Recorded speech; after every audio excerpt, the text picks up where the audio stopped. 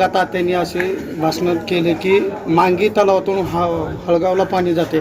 ह्या विषयावर तुम्ही पाणी थांबवण्यासाठी वरिष्ठांवर पाठपुरावा करून पाणी थांबवणार का?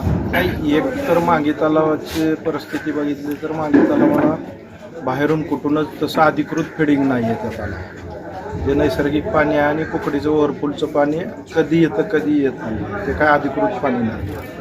त्यामुळं मांगी तलावावरती बॅकवॉटर असू द्या किंवा खालची काही गावं असू द्या, मांगी तलाव व्यवस्थितपणे भरल्यानंतर बऱ्यापैकी त्या ठिकाणी शेतकऱ्यांना त्याचा लाभ मिळतो.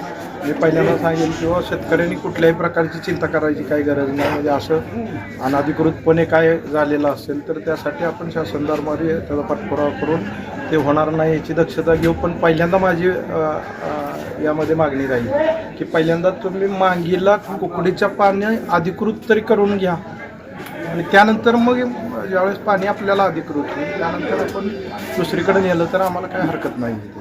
पण पहिल्यांदा मांगीमध्ये येणारं पाणी अधिकृत करून द्यावं असं माझं. निवडणुकीच्या तोंडावरती हा मांगीचा पाण्याचा प्रश्न नेमका गाजेल असं वाटतंय का तुम्हाला? ह्या गावातला जीवन मरणाचा विषय हा नाही, शेवटी निवडणुकीसाठीच सगळे विषय असतात असं बिलकुल नाही आहे. म्हणजे तसा बघितला तर तो अतिशय महत्त्वाचा विषय आहे. तर मांगीच्या तलावावरती मी आता 10 वर्ष या तालुक्यामध्ये 10-12 वर्ष झालं फिरतो.